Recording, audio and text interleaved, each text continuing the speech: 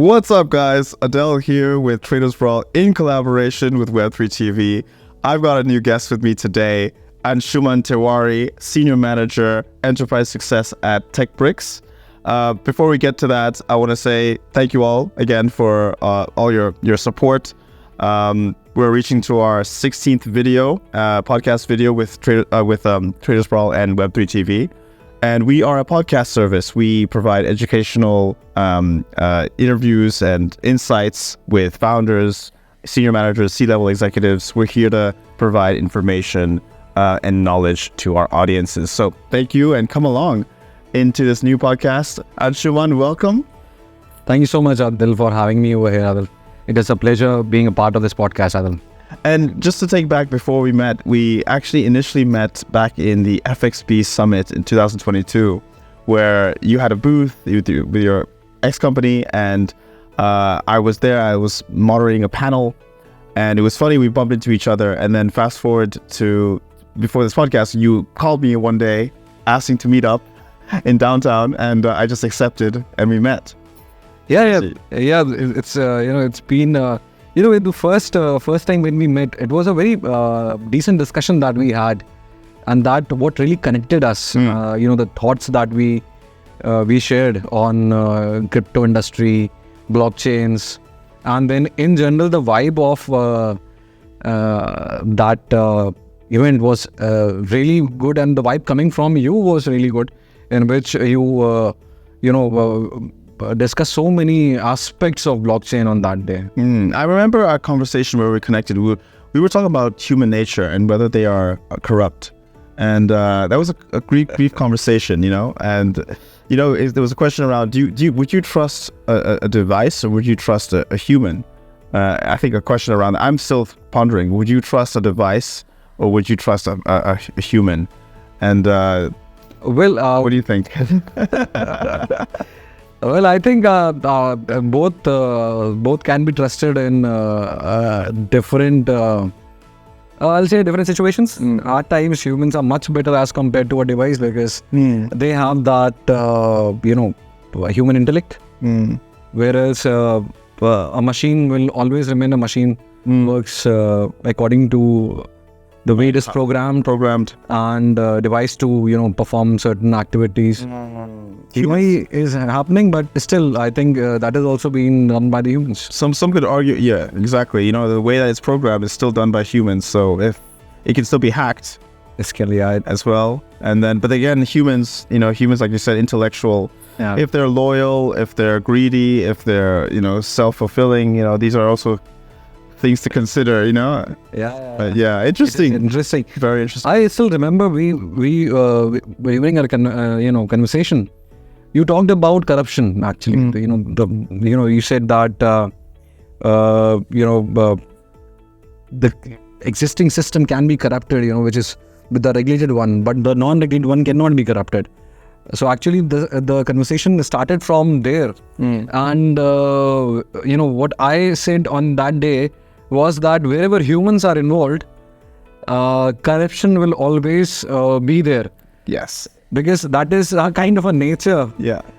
You might be corrupt for a glass of milk, or you might be corrupt for 1 million. But corruption lies everywhere. Everywhere. Yeah. 100%. And that's where we really connected. And I was like, this guy I will definitely connect with. And fast forward to today, we're on a podcast together. So now I'd like to know more a bit about what you're doing. I know this podcast is going to be in the context of cloud computing, because you work for Tecbrix, which is a cloud service provider. Yeah. Cloud computing has been a hot topic for a long time now. We all use cloud without even knowing it. If you're using Google Drive or Dropbox or Apple Cloud, you're using cloud. Yes, you right. This is something which in the moment you start using internet, you are actually using cloud, I'll say, in that manner.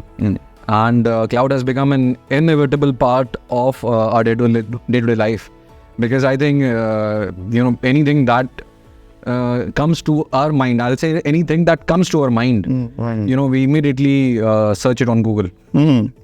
So immediately. So everything now is on cloud. It's on cloud. Yeah. So with the ever evolving, cloud tech, I wonder how is it that you stay ahead of the curve? How is it that you ensure that your clients are always benefiting from the latest advancements, or how are you making sure that you're delivering essentially in this space? Well, first I'll just give you a brief of how we are working. Yes. So we are a cloud agnostic company, a DevOps company. So in this, we help enterprises lead to the way of digitalization. Understood. Which is quite very inevitable now. And when I say cloud agnostic, we are very unbiased. And we have all we are partnered with all the major cloud vendors that are there in the market at the moment. And with this, what happens is we are the premium members, and in some point we are one of the best across the GCC region in terms of our competencies.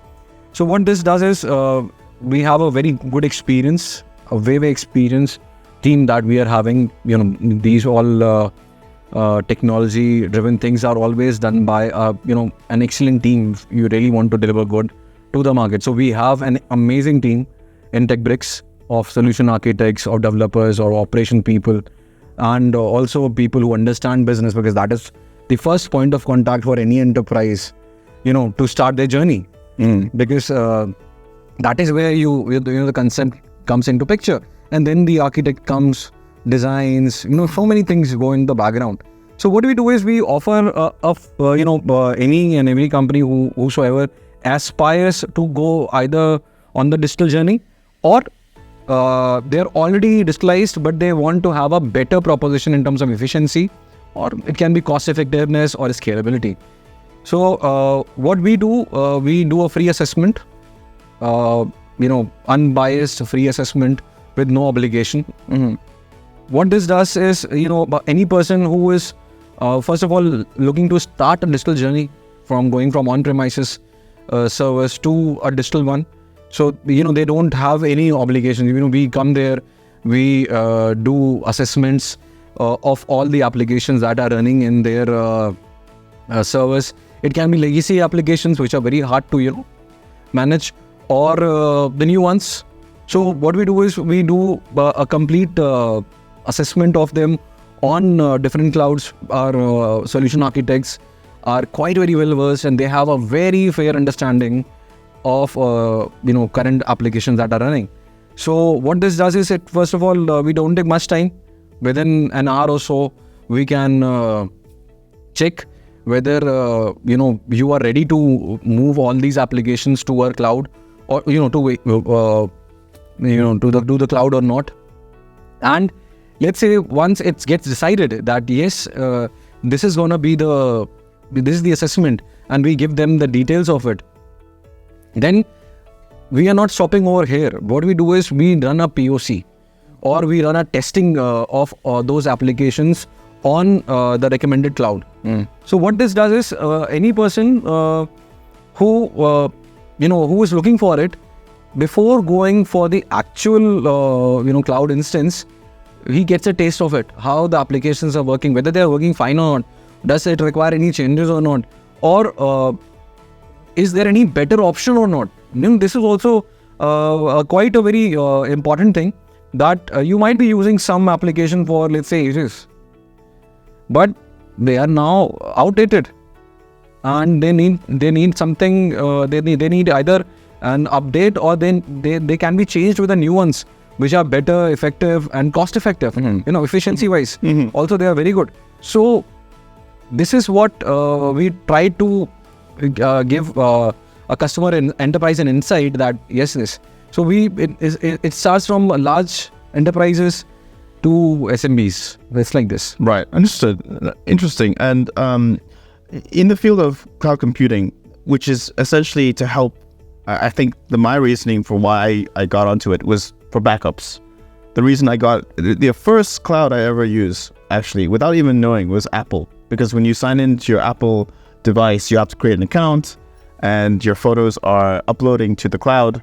I can get my data. I can transfer all my data from one phone to the next. Hassle-free. Because everything is on the cloud. I'm always backing up.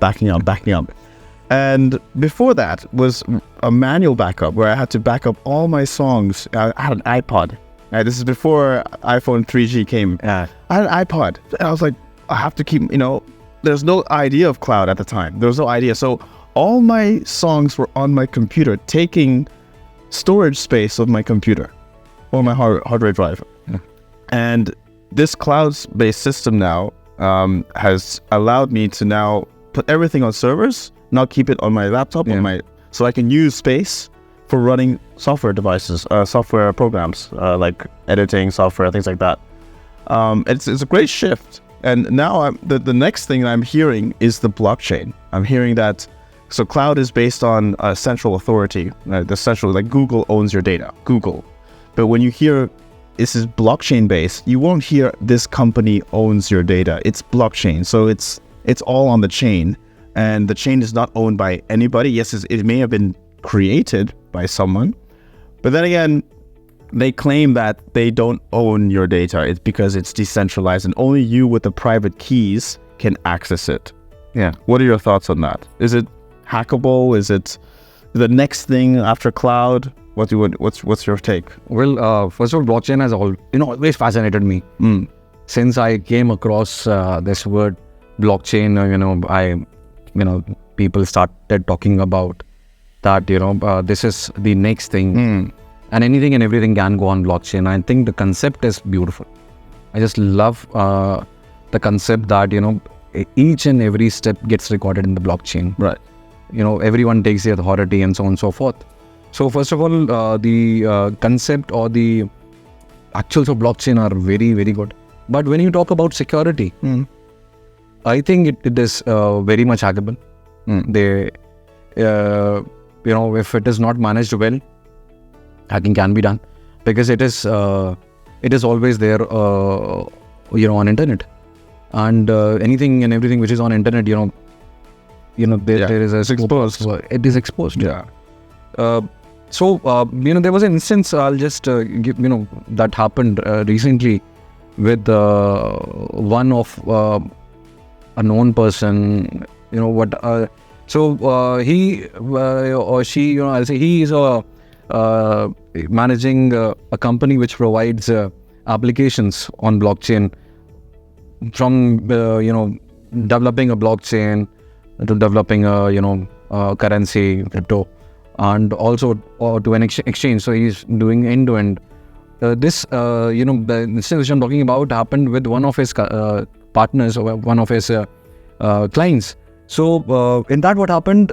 His blockchain was attacked twice. That exchange was attacked twice. So one time it happened, assets were captured, and then again, somehow they managed to safeguard some of their assets. But in the same month, second time it happened. Wow. So what I'm trying to say over here is that, just keeping on-prem or going on cloud servers will not solve your security problem. You need to have a consultant which can help you out in managing that for you. Because you have your own core competency. The other developer, application builder has its own competency. Whereas cloud or these kind of storage or computing services has its own competencies. So people who understand, like Tecbrix is a consultancy company for cloud services. So security is quite an inevitable part of our, architecture.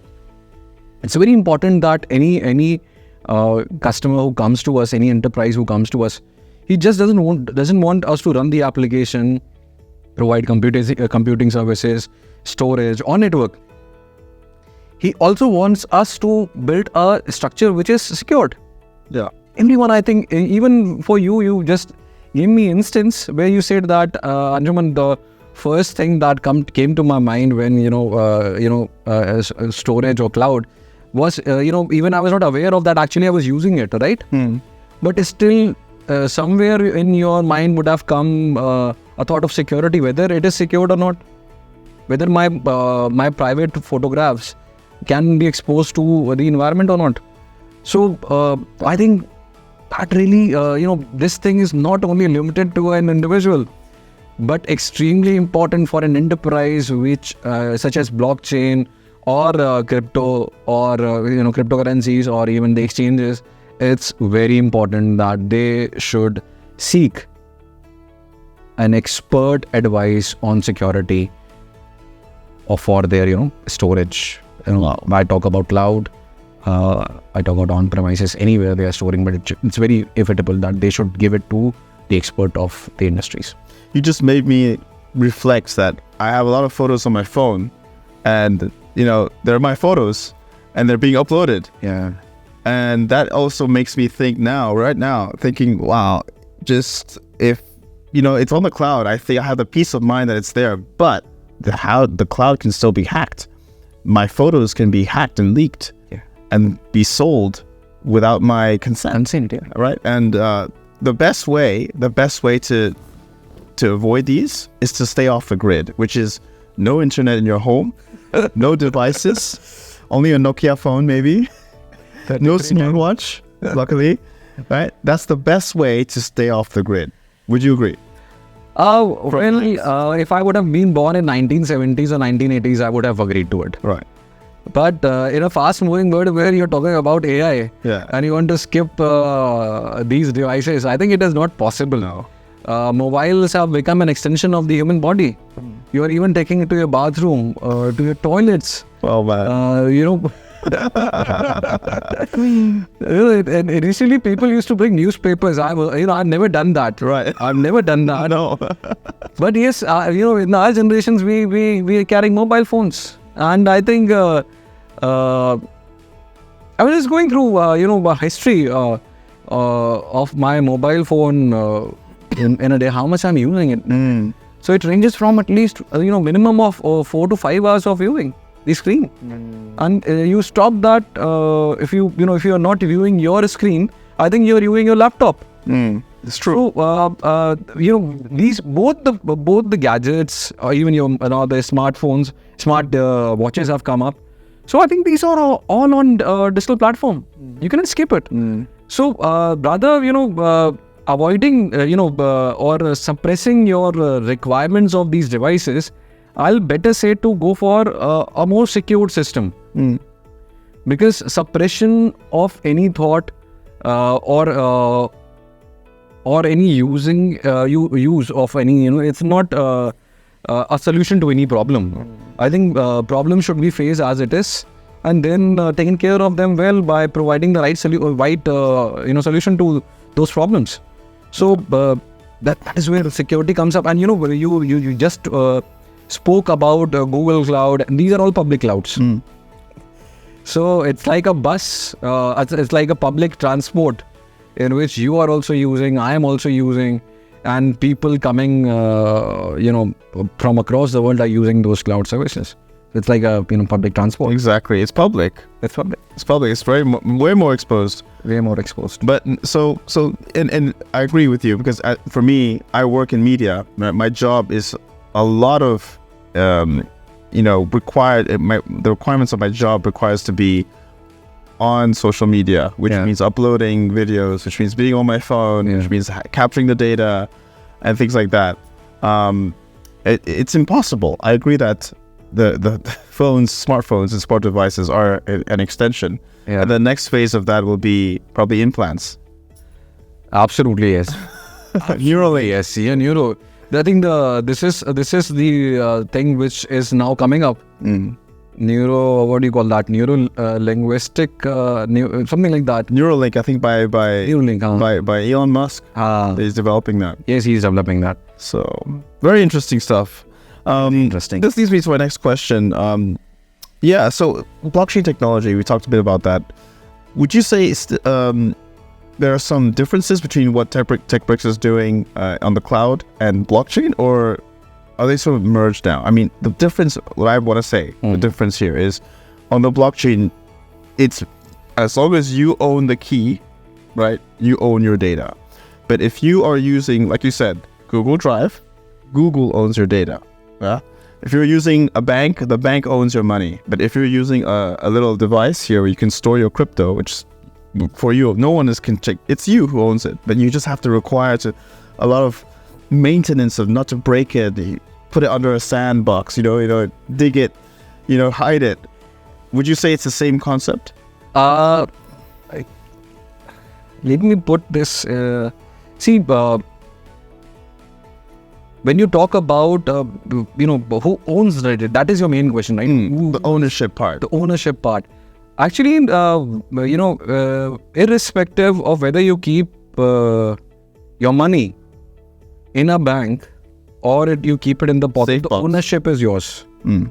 So, the data which you are keeping in any of the cloud, it is yours, your data. So, it's not that, this data will be taken away by Google or AWS or Azure or Huawei. But if they wanted to, they could. Yes or no? See, the thing is that Technically. there's a data privacy act on it, So, technically, anything and everything is possible. Even the hacker outside your home or premises might be, get a way by which he can hack your data. So, or even... But if your money is in your safe box, no hacker can do anything. I cannot comment much on it because everything has a certain kind of vulnerability. They're not 100% secured. Yeah. So these in this word, which is in this imperfect word, you cannot find a perfect solution for these kind of instances. There will be something, and improvement will happen. Of course. It is just how vigilant you are, how aware you are about the technologies, and how well you are keeping your things intact. Right. But even if you remember, people used to have a physical currency. Now, we're talking about digital currency. I think previously people used to take a lot of cash, carry cash in their pockets to make any transaction, to buy goods. Now it is Apple Tap. Samsung Tap. Yeah, that's right. Apple Pay, Samsung Pay. Yeah. So your mobile has become your wallet. Yeah. But don't you think that your mobile can be wrongly used? It can be hacked. That can also be possible. Of course, 100%. So, but it's very important that you should be aware of what is in front of you, how you're making use of it. The reason I mentioned the banking example is because banks, when you put your money, you need to deposit money in the banks. The banks have a right, as per the terms and conditions you signed, they have a right to lend your money. They have a right to lend your money. Of course, when you ask it back at the ATM, they will make sure you get it. But there's withdrawal limits for a reason. You cannot withdraw all your money at once. If you have $1 million, you cannot withdraw 1 million in ATM. Probably there's limits in place. It would take days before it can come because the bank needs to do some reshuffling, make sure you get your money back. Okay, yes, here you go. But you see, they still have a right to lend it out. They need that. That is the nature of the business for banking. And if you keep your money in a safe box, what can happen? Only theft. Physical theft. Physical theft can be. You see, what you're saying is absolutely right.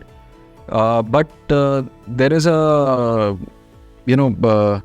depreciation of currency as well, NPV, net present value. Yes. So all the time, if you're keeping the money for, let's say, 10,000-20,000, let's say today you are having 1 lakh, the value of the money after 10 years will be, will again be... Yeah, but today's interest rates are zero, no?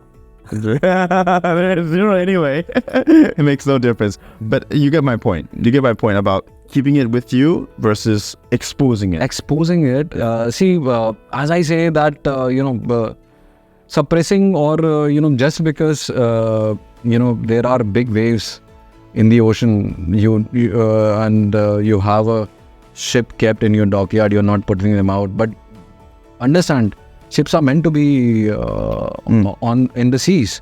They are not to be kept in the dock. Similarly, when it comes to money, if you really want to work on your money, you cannot keep it in your safe house just because the robbers are outside.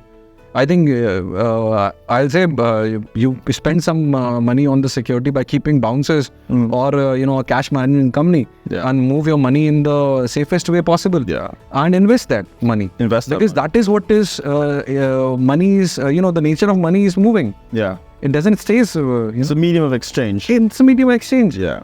So that is where you can grow your money. And crypto is all about that.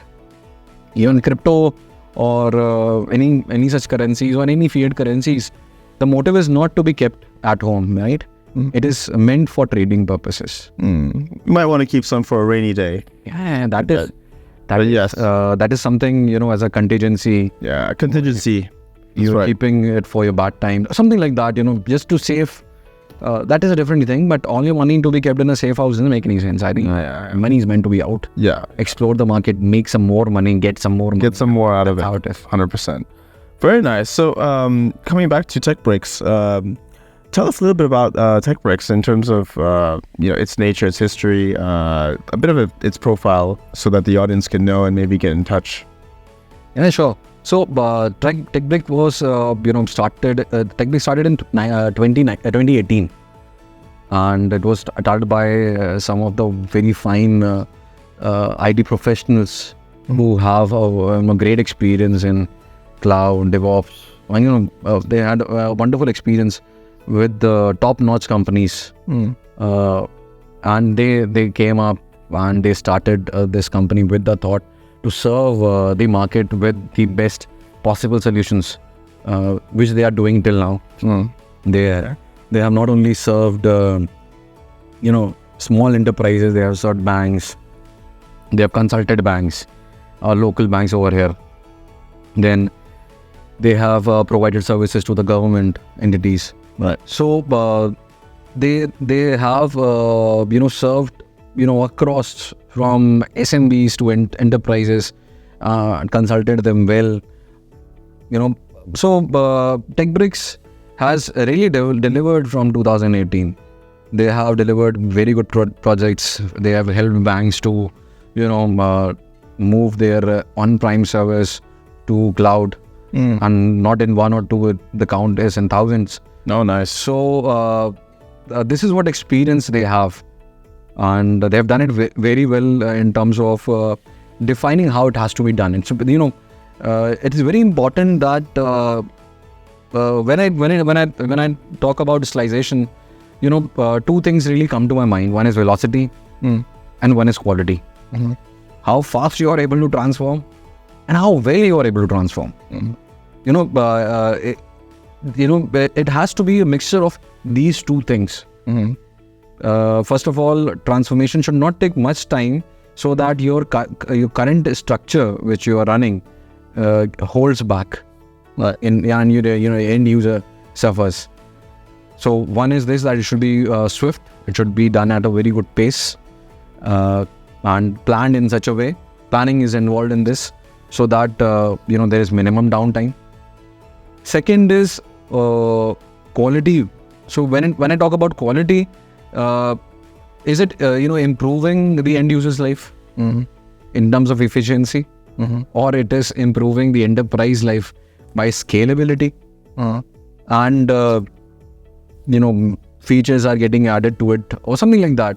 So whenever such thing happens, I think Tecbrix is amazing. Right. And it provides multi-cloud services as well to businesses. They're mainly a B2B service provider, right? Many. What would be, for the audience, just to understand more, what would be a reason to have multi-cloud? Is it me having the same example as I have Google Drive, I have Dropbox, I have Apple Cloud? Is it the same?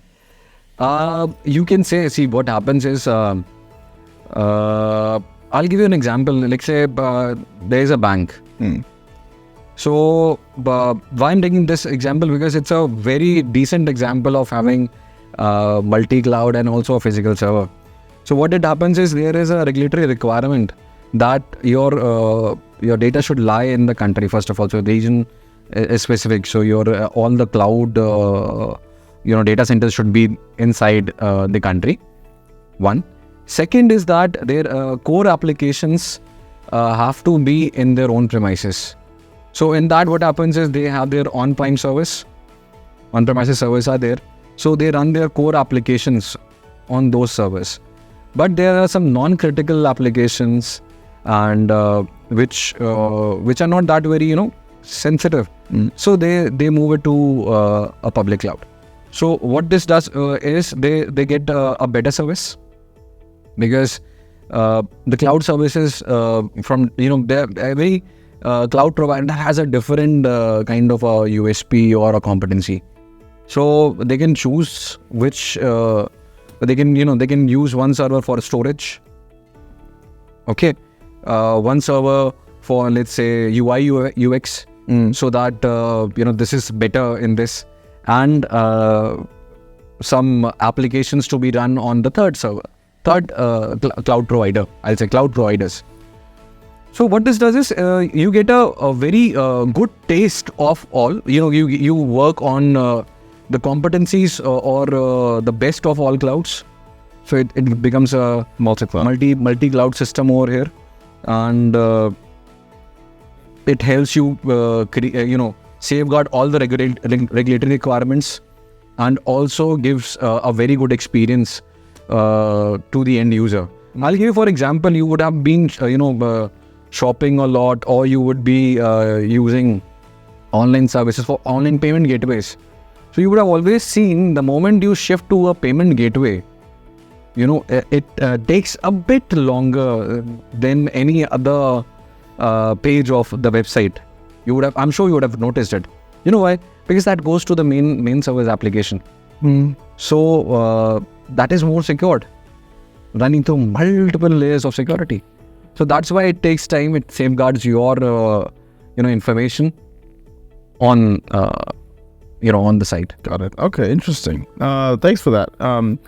Now, shifting our attention to more your personal lifestyle, because in this podcast, I like to mix it up a little. Actually, the tagline of this podcast is fitness with financial freedom, because I'm a fitness guy myself. I try to stay fit. I try and keep my mind, sharp, right? And fitness is a great way of doing that. I understand you do yoga. Talk a little bit about how you try and maintain a work-life balance. Well, I think yoga helps me achieving that. I'm a certified yoga teacher also. Oh, wow. I've been practicing yoga from past 9 years now. Very nice. And similarly, why I teach? Because I want to be a part of it.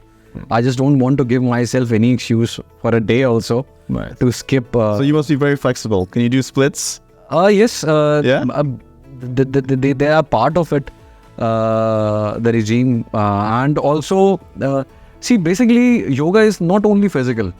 People think that, bending yourself up and down. Yeah. And that's yoga. But no, yoga is something beyond. Yoga, when I talk about yoga, it's a lifestyle. It's a union. Yoga itself means union. Yoga. Okay. So your physical being means your internal being is a yoga. A yoga. It's a yoga. Okay. Or else it's just an exercise which you're performing daily life. So my day starts with the practice every morning. I start my day by 5:30. Oh, wow. And then my regular routine follows. By 6 I start practicing my yoga, and it goes up till 7:30. So this time is my me moment, in which I really spend with my own self, experiencing my own body and mind. So what this does is, every day practicing yoga not just keeps me physically fit, it keeps me elastic. Right. Apart from that, it also keeps me balanced mentally. Right. Because it's very important, to be mentally fit in the current day life. Right. Everything is running so fast. Your food and everything. So yoga is a lifestyle, and that is where it helps me in maintaining that work-life balance. Interesting. Very nice. And you said you've been doing this for 5 years. 9 years. 9 years now. 9 years you've been an instructor, is that right? No. I started yoga because I was not feeling well. There were many problems were coming up. So my doctor recommended me that 45 minutes in a day, as you bathe, as you eat food, as you do your regular, life routine, you should exercise at least for 45 minutes. For 45 minutes. Or for 45 day. minutes. Per day? Per day. Because, the vitals were not that very good for me 9 years back. 9 years back. Because of my lifestyle. Oh. Because even though I used to play a lot of cricket and all, I was sporting. But still, my fooding habits, my daily life was not that very, very good. Are you comfortable talking about what happened? Like, Yeah. what sort of problem? My cholesterol levels were high. High. But the sugar was borderline. And, I was having a regular hyperacidity problem. What's that? Hyperacidity. What's that? Hyperacidity is a condition in which, a lot of acid is being formed inside your stomach. So I was, facing that problem. Well, what happens then? Does it break down food faster? No, what it does is you feel bloating. Bloating. Again, acid reflexes are happening in which, even if you, just take a small burp, you get acid in your mouth. So it was so very acidic. Our body is alkaline. Right. And it is not meant for so much of acid. So because of the lifestyle, it was, I was not able to maintain a good lifestyle during that time. So what I thought was, every morning I used to start my day with an antacid, pentaperazole or something like that. Every morning I used to start my day with that. So I thought this is not the way to lead a life. Every day starting with the medicine.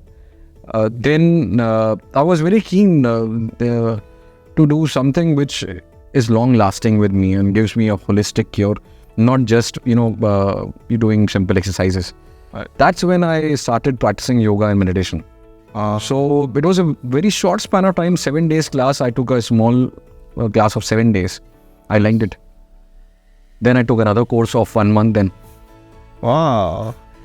So it was a very metamorphic journey for me. Wow. It was not a very immediate change. It was slow. So, okay. And once I tasted that, I never thought that the life would be this easy. Because, in a regular day, when, things become a routine for you, so there might be a slight headache or pain or stiffness. You might not realize it.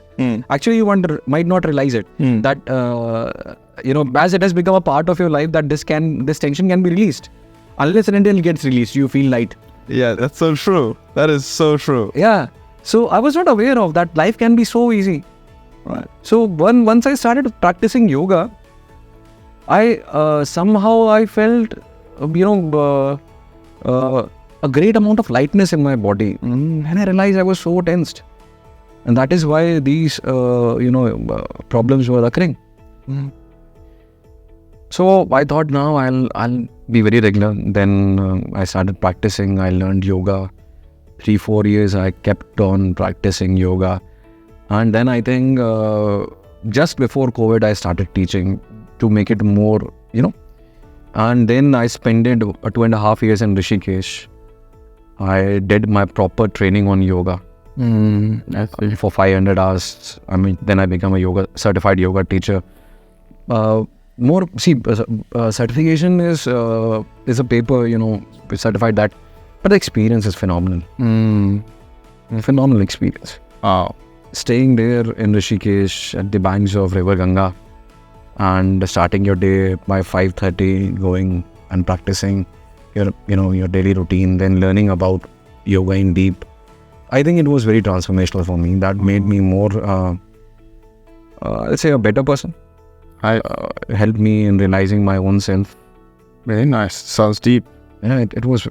That's why, even by expressing, what happened, I really feel that thing coming to me.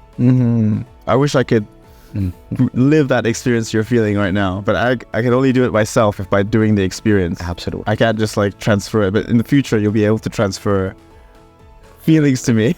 Absolutely. Neuralink. No, it's very nice, and it's good that you still practice it. How are you able to practice it today? Are you still able to practice it to the same extent, or you have to cut down on it? You have to manage it. That is what life is all about. Yeah. I think if you have a lot of work, if you have a travel schedule, if you are having something, so obviously you manage. But my 6 to 7 routine for from Monday to Friday doesn't change. Okay. That I keep it because that timing is very good. No one starts working during that time. Right. So it becomes a me moment. And plus, yoga is a journey from self to self. So from self to self, you're reaching your, who you are and how you can, be a better personality. And are there some days you cannot wake up at 5:30? just is not happening. See, at times I really have cheat days as well. Cheat days as well, right? So my weekends, I really keep it for my family. That's my family time. Yes. So Saturday and Sundays, I go for a normal stretch by whatever time I wake up, because I don't have a morning schedule. So let's say I wake up by 7 or 8. Right. So the moment I wake up, I go for a normal stretching, which I feel is very essential for a person to start their day with. So I practice those asanas. That doesn't take more than 10-15 minutes, and then I'm ready to go. Interesting. And then I'm there with my family. My son also, they also tend to, what happens is people learn from their environment, actually. There are some of 5 people whom they meet on a regular basis, or they listen to. So my family, my kids, they also somehow become a part of it. And I think when they grow old, I think for sure they'll seek yoga. Very nice. I love it. I should watch some of you should post more content about, your classes, and how, some tips and advice. I think you have a lot to share. Like you said, experience speaks more than just a certificate. And maybe I'd be interested. I'd be one of your people to check it out. I think they definitely learn from you on this. Thank you so much. And then definitely this is something I would like to give it back to the society.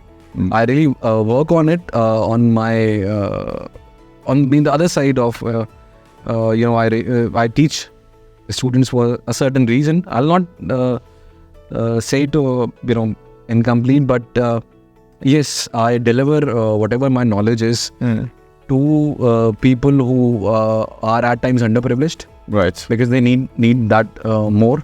Yeah. So this is what I, something I really work on it. Okay, good. And for sure, I used to say, Adel, I'll definitely I look forward to make some content over it. Very nice. Very good. So we're wrapping up now, and final question is, now we're in the second month of 2024. Yeah. We have another 10 months to go. What are you personally looking forward to achieve in 2024? Well, my personal goals are very simple. First of all, I'll try to improve myself mentally, physically, because it's a continuous process. So obviously what I am now, I will see to it that I become better by the end of coming 10 months. Apart from that, in terms of my digital journey of working as an enterprise success manager, I would like to indulge as many companies as possible and provide them with a quality solution, because I think that they really need. This current day market really needs that kind of a solution, which they deserve it, actually. Right. They deserve it. They deserve it. They deserve the best solution which are available in the market. So yes, this will be something as a professional, my top priority, and as a personal level, I would like to improve myself as much as I can, because I think defining a line on personal improvement really is a barrier, I suppose. Yes. So I think it should be boundaryless. You should expand as much as you can. Yeah. So that is my goal. Again, this year, again, I'll try to improve myself mentally, physically, professionally, digitally.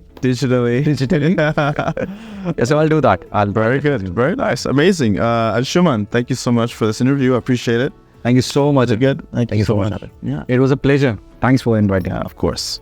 Thank you so much for watching. This is Adel, Fitness with Financial Freedom podcast of Traders Brawl. Hope you enjoyed this episode, and I'll see you next time. Cheers and goodbye.